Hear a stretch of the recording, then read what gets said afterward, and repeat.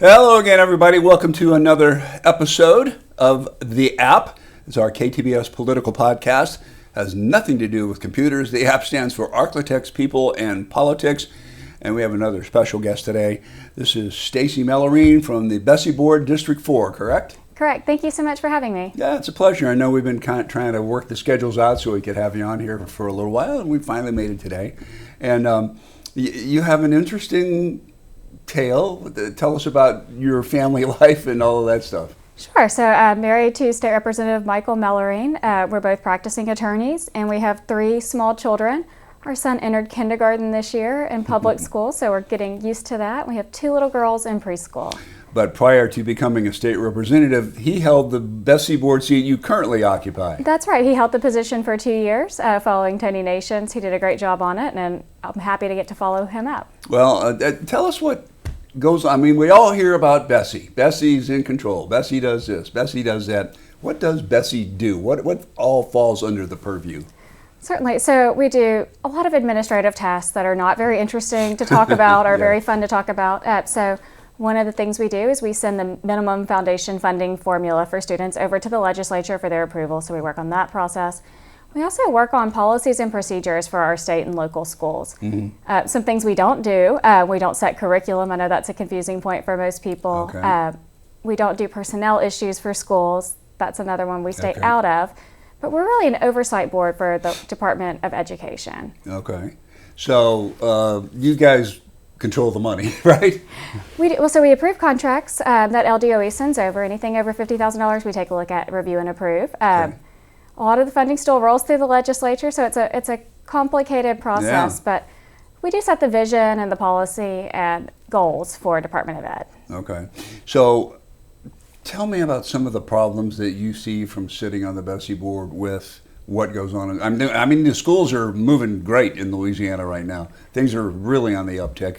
We just had the visit with the Secretary of Education, McMahon, a few weeks ago, and Cade Brumley's doing a fantastic job. And so when you sit on the BESE board and you see all these good things happening, how do you help facilitate that?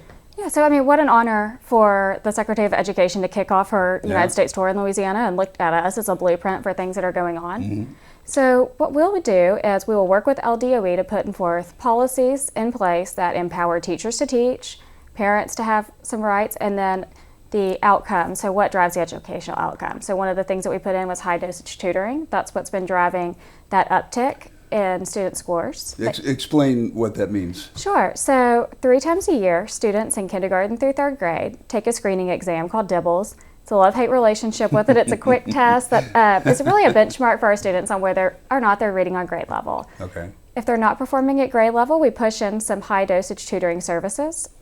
And what that does is it has a small group element where the kids that are behind grade level or right at the baseline get tutoring support while they're in school sitting in the classroom from a qualified tutor, teacher, that way. And that really helps them catch up to their peers.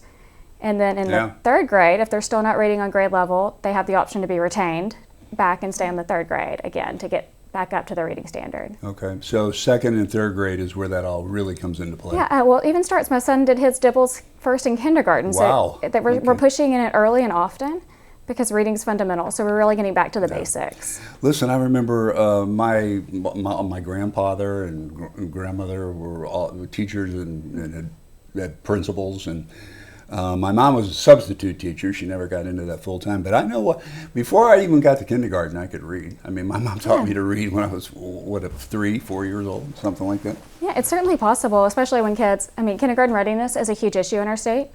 So we have a lot of poverty, and with that comes a lot of students who may not be necessarily prepared. It's something we don't like to talk about, but science that typically more affluent kids in a 2-parent household perform better academically. But we are able to now come back in and push in those supports that, for the kids that may not come to kindergarten on grade level. Okay. And when they catch them up early, they're better and happier and more willing to come to school and succeed in the long run. This sounds silly. It's kind of a dumb question, I think, but I'm going to ask it anyway. Are they added with the way the grades are going up and everything? Are the kids are they happier to be in school? I mean, is that a dumb question? No, it's not a dumb question at all. With when you have a child that's on grade level and they're not behind their peers, they're not going to be as anxious about going to school. They're not going to be made to feel like a failure. Yeah. It's going to be more fun for them to go and learn and be ready. So it makes sense to me that a fourth grader who's on grade level and can read and can actually complete the assignments without stress would be much happier to go to school. Sure, yeah. So how do your kids take everything with schools? Do they like school? They're kids, so some days. Right, yeah. My son was shocked by going to kindergarten because it's work now. Oh, no. And not playtime. Yeah. But they do love it. They have great teachers. Well, and they have you at home, so. Well, thank you. Well, listen, and I wasn't gonna bring this up this soon, but I'm going to because I did a story on it. I'm sure you may have seen it. I don't know, but these Eden Gardens folks. They were a group of students from, it's now Caddo Middle Magnet, right? Yes. And they were about to graduate from, it was then Eden Gardens High School in 1970, and the Supreme Court issued a desegregation order, and they got moved to the Captain Shreve.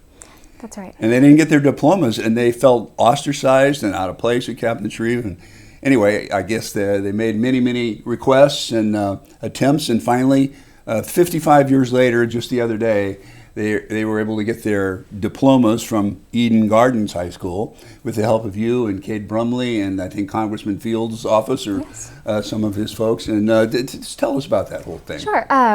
So I got an email from Miss Lindora Baker about, I thought it was longer, but it was only 3 weeks ago. Okay. She sent me an email, I gave her a call, and I said, well, what can I help you with? And she tells me the story about the class in transition. So it was that group of kids in 1970 that were moved 60 days before graduation to a new school they'd never been before. They missed out on their prom. They were not allowed to play sports. They didn't even get a yearbook. So she said, what can we do? Can we get them diplomas? I said, I don't know why we can't. So I got with Kay Brumley, and he helped me get to work on it with the help of Dr. Singleton at LDOE. She put it together, and 3 weeks later, we reissued diplomas for quite a few students who are now graduates of Eden Garden High School. And they did the whole thing, right? They had a ceremony, they had the caps and the gowns, the whole thing. No, that's a true miracle of the thing. I don't know how they got that commencement ceremony organized so quickly, and it was so nice of an event. They worked really hard on it. And I know that, oh my mind, I'm sorry, the lady that's on the school board now. Oh yes, Mary Trammell. Thank you, I'm sorry, I blanked. She said, you might be asking me, Jeff, what am I going to do with this diploma? And she goes, I'm going to look at it, and then I'm going to tell everybody how proud I am to have it. So that was kind of cool. Yeah, I've never met a group of people that are more appreciative of something. I think it meant a lot to them. I'm glad we got to fix that for them, even if it took 55 years. Yeah, well, good job. I appreciate that. Thanks. That's a neat story. It's kind of a feel-good story, right? Yeah, it was something I was really happy to do, and it was really touching as we were leaving, the folks that came up and talked to us about what it meant to them and their families. One lady stopped me. Her brother had passed away, so she collected the diploma on behalf of her deceased brother. And then she said, I'm on the way to go talk to my dad. He's 92. He's in the nursing home. I'm going to go show him this. Oh, yeah. So it's, when you think about schools, it's a community. Yeah. And so, you go to back to school night, you spend a lot of time with your children there. So it is about family and about identity. So absolutely. Well, I'm married to a teacher. Okay. Not a Louisiana teacher. I know, I have this weird life where I work in Louisiana, but my home is actually in Atlanta, Georgia. But she's a teacher, and in fact, I think she wants to retire in about a year. But one of the things when I talk to her about is, let me teach. She's like inundated, buried with superfluous paperwork that has nothing to do with educating the students. I know you guys are working and with Kate Brumley trying to eliminate some of that, right? Yeah, it's part of our BRAVE plan. So the V in the BRAVE stands for Valuing Educators. And we have the Let Teachers Teach program in that regard. So what it is, we meet with a cohort of teachers, and they tell us the things that are impeding their ability to do their job effectively and make it enjoyable for them. No one wants teachers to be miserable. We want them to go to work and love their job, and we want people to come into that profession willingly. One of the things we hear, it's really not teacher pay, which surprises me. That's what I thought going into this. I'd hear, pay us fairly. What we heard a lot of was the trainings, and so that was a small one we were able to relieve the pressure on. So a lot of these trainings were year after year having to go do bloodborne pathogen training every year. Yeah. So we ran a bill through the legislature to get that changed down, and so now BESE has the discretion to do it. And now we're on a one and done. We think our teachers are smart people, and they're capable of holding on to that knowledge. They complete it one time, and then they're done. Well, that's good, right? Right, absolutely. But I know she's like, she has some students, my wife I'm talking about, that have special needs. And the way she describes it to me, I don't know how it is in Louisiana, but the process is so, it takes half the year to do the paperwork to have these kids screened properly and get them to where they get the proper help. Is it that way in Louisiana? It's definitely a challenge in Louisiana. We've had some downsizing at LDO over the past 20 years. So the special needs workforce at the department has shrunk along with it. So that brings a challenge. We do have the Special Education Advisory Panel that we work closely with to help us tailor on BESE our education policies. And that's made up of special education educators and parents in the classroom, so they can identify pain points for us and we can address those for them in the classroom. One of the things that we've done with the help of the legislature recently is to put cameras in those special ed classrooms so parents can feel a little bit more secure about having a vulnerable student in that classroom that can't necessarily report if something is going on. That makes perfect sense. Yeah. Other things that students, you mentioned, sorry, I'm blanking again, man. I'm getting old. It's okay. I forgot. I had it'll come back to me in a minute. But talk to me more about how the BESE board operates. How many members are on the BESE board? Is it 8? Yes. So there's 5 elected and 3 appointed members. Okay. 3 are appointed by the governor. We have Judy Armstrong, who's working in the non-public school council from that side by the governor. We have Conrad Appel, he's a former Senate president, who's coming in. And we have Simone Hennessy. They're all great appointees, and the rest are elected across the state. How often do you guys meet? We meet 7 times a year, and then a little bit more often we will all be at conferences. So next Monday we'll be holding a truancy summit that we'll be attending together as a board. Do you think, does the BESE board get too much flack or too much credit for the things that you do? Or is it perceived that you guys are involved in more day-to-day stuff than you actually are? I think there's a misconception, like I was saying earlier, that we get involved with personnel and curriculum matters. Those are things that we leave up to school districts. We want them to have autonomy and flexibility in what they do. Okay. I'm sorry, I remember what I was going to ask you. Because it's been a very big deal in Louisiana for years now, and that is the money. You talked about the money, and that wasn't that big a deal for the teachers, but it has been a big deal over the last few years, and the teachers should be paid more. Absolutely, they should be paid more. So we really applaud the effort. So this is one of the other pain points for us. Teachers are not state employees, so they're traditionally paid by the local districts that they're done. So we do factor that into, and I apologize, this is a really niche answer, into our minimum foundation program. So into the funding program, it is set for, so the districts that are doing the right things, like adjusting their tax basis and those things, they get a higher percentage of an MFP dollar to incentivize them to pay their teachers more. And so I know it seems like every year it's like, well, $2,000 for teachers, $1,000 for support personnel. And then lately we've been hearing like the local districts adding on to that, giving more bonuses and or raises. This seems like a process that may never get to a finish. I think I would love to see the teacher. I think the stipend became permanent in the state legislature this year. If not, I might be mistaken. Well, they were trying to do that. And I'm not quite sure it did. No, I don't know. And I apologize for not knowing that bill got through. But that is a bill that BESE supported legislatively. So we would go to the table and support that bill. So how do we get the teachers, I guess, up to the average? Yeah, I would love to see the teachers at the Southern Regional average. I think we need to work with our district leaders and to do some things creatively.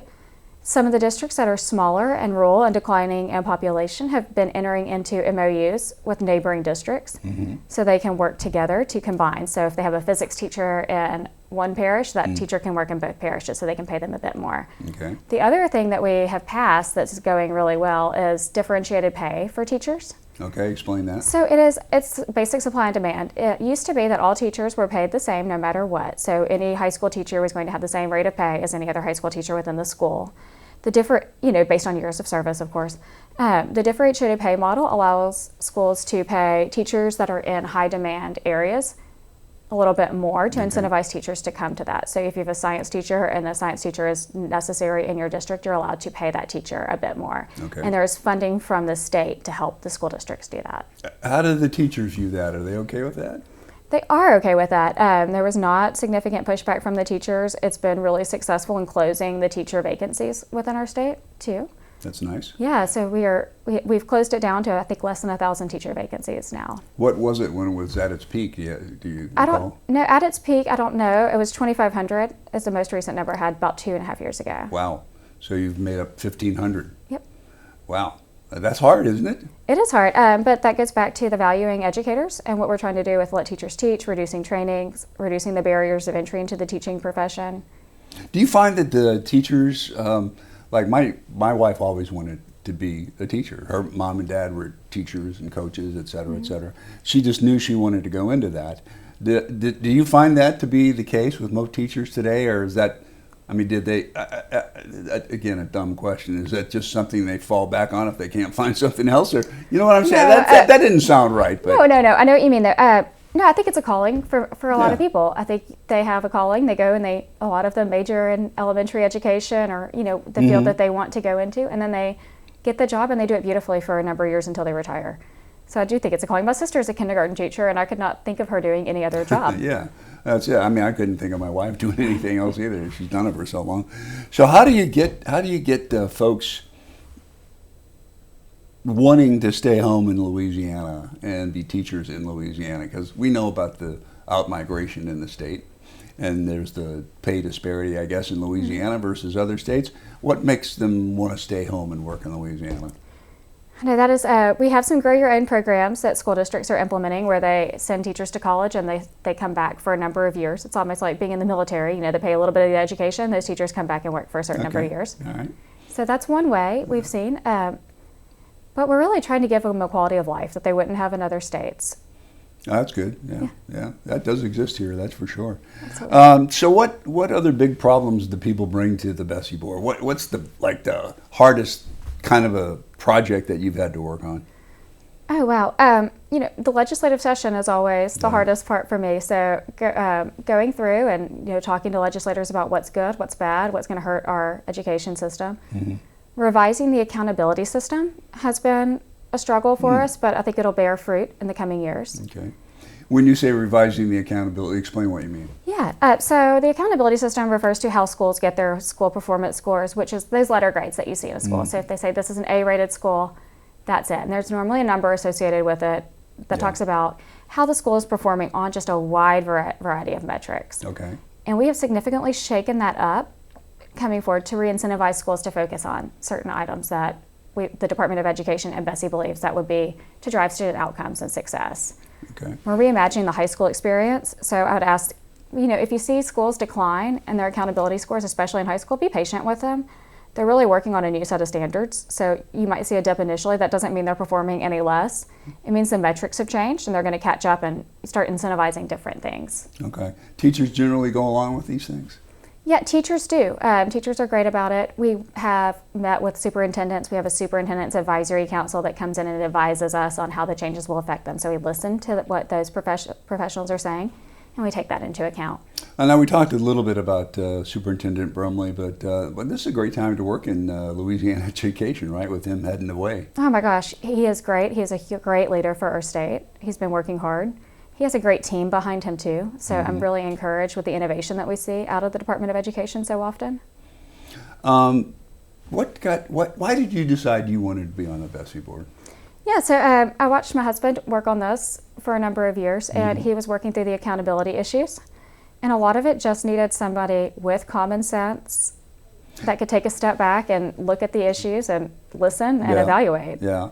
Well, I don't know if we mentioned or not, you are an attorney, right? I am. That background has to help in working on some of these projects. Yeah, so a lot of it is listening to information, analyzing a lot of data, listening to what experts are telling, making their recommendations, and then going from there. So, yeah, being an attorney certainly helps you distill a lot of information. I mean, I can't imagine all the stuff that comes across your desk as a member of the BESE board. That'd probably drive me crazy. I mean, we get all kinds of requests, but they're well-meaning.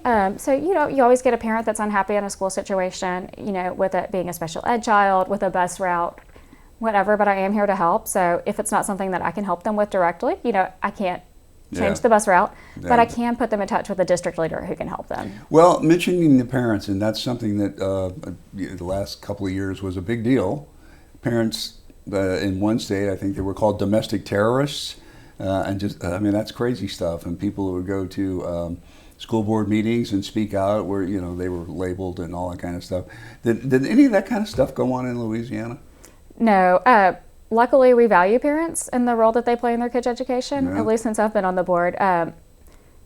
You've heard Cade say it before. I'll say it again. The parent's the single most important voice Yeah.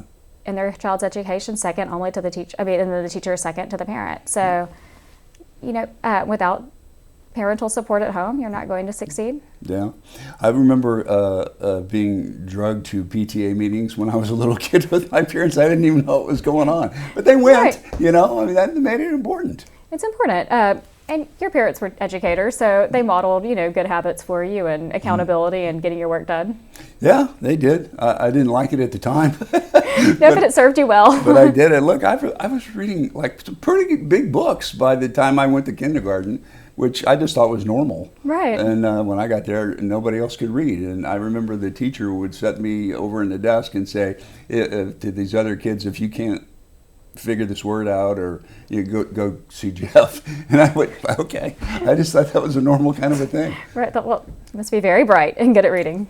So the BESE board meets, 7 times a year? Is that what you said? Yeah, 7 times a year. And so your plate's got to be pretty full on each one of those 7 meetings, right? Yeah, the meetings range from 2 to 3 days at a time. Oh, wow. I didn't realize that. Yeah, so we have all of our committee meetings. We meet as committees of the whole, so we hash everything out typically on a Tuesday and then have a vote on Wednesday. Okay. And you say have a vote. Are you voting on things to implement in the system, or voting on things to take to the legislature, or what are we talking about? Yeah, so we will vote on bulletins. So the things that we pass will become law through the administrative code. So we'll be passing those policies and procedures at our meeting. Oh, okay. Yeah. All right. So, well, you've got a connection with the legislature, obviously. I do. He moved off of the education committee, though. So. Oh, yeah? Yeah, it's disappointing. Well, that's too bad.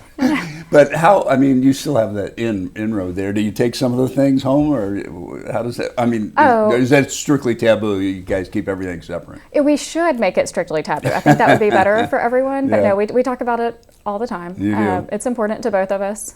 Well, he had obviously the background too, so Yeah. he can help you wade through some of this stuff. Oh, absolutely.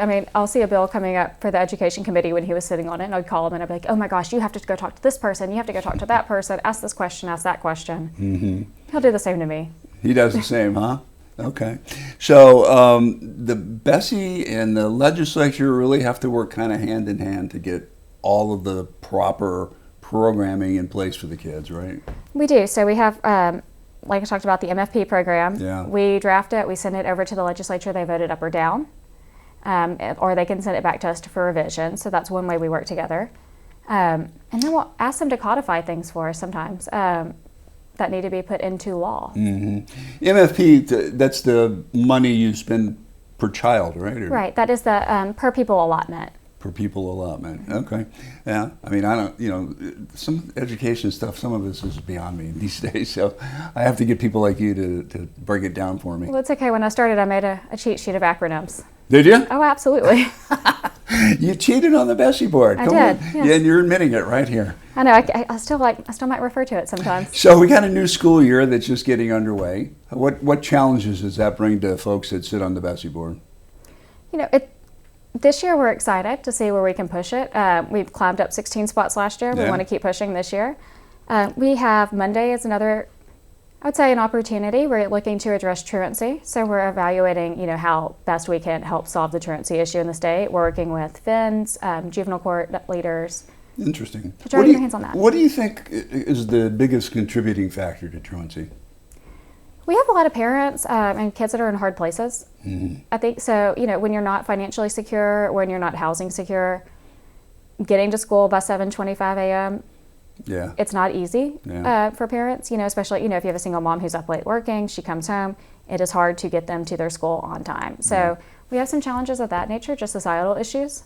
but it's really how we can come in and push in supports to those families to get their kids there to school on time. Yeah, that's where it kind of that's where I guess creating the atmosphere that gets kids excited about going to school, that makes them want to go, right? Motivates them. Absolutely. And how can we support families? How can they get systems within their own household to get their student to school? Okay. What else should we know about BESE? I mean, I plead ignorance. I know you exist, and I know that some of the things that we talked about you're involved in, but I certainly don't know everything that goes on with the BESE board. I wouldn't pretend to say that I do, but I know you guys play an important role. Yeah, it's a very broad educational role. So, we do everything from meeting with teachers to try to recruit them to come and teach French and Spanish in our public schools to coming up with how we're going to use AI in our classrooms in the future. So that's one we're working on now. That's a challenge, I think. It is. So it's definitely a balancing act. I don't know how I feel about AI yet. Neither do I. I think I'm thinking I don't like it. We've talked about this quite a bit. So this is something Dr. Brumley and I talk about a lot, is the value of a classical education. You have a lot of schools moving back to the classical, back to the basics. And that's really what has driven us up to number 16 in reading. Mm-hmm. We're about to bring in the same back to the basics approach to math, going back to numeracy. That's good. But at the same time, we're in a changing world and a changing economy. So how do we use AI as a tool to help our kids get there? One of the ways we've been doing that, when I was talking about the small group tutoring, there are some AI tutors for schools that may not have the resources to have a live tutor. Interesting. That allow the students to interact virtually with the tutor. So there are some things like that that have applications within the schools. Well, they all know how to use computers, right? Oh my goodness. My son was never allowed a tablet, but he could pick one up at school and just use it the other day. That's amazing. So just in theory, some kids could be in a classroom and punch a few buttons and this AI tutor appears and takes them through a lesson, huh?